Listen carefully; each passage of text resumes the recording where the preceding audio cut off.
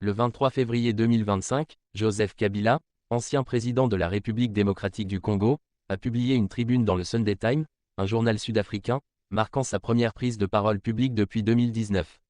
Dans cette tribune, Kabila critique la gouvernance de son successeur, Félix Tshisekedi, qu'il accuse de mauvaise gestion ayant conduit à une détérioration de la situation sécuritaire, notamment dans l'est du pays.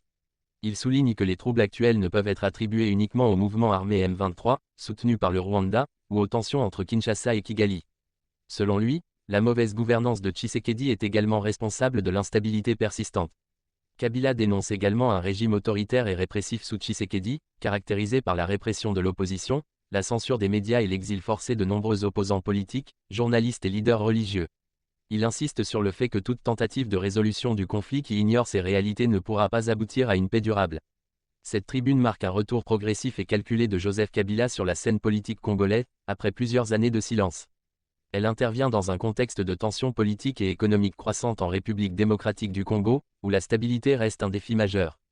Pour une analyse détaillée de cette tribune et de ses implications, vous pouvez consulter les articles suivants. Et de la République démocratique du Congo, Joseph Kabila rompt le silence, première prise de parole depuis 2019. République démocratique du Congo, selon l'ancien président Joseph Kabila, son successeur est responsable des troubles dans l'Est. Joseph Kabila à l'Afrique du Sud, soutenir un régime tyrannique en République démocratique du Congo ne résoudra pas la crise. Ces articles offrent une perspective approfondie sur les déclarations de Joseph Kabila et leur impact potentiel sur la politique congolaise.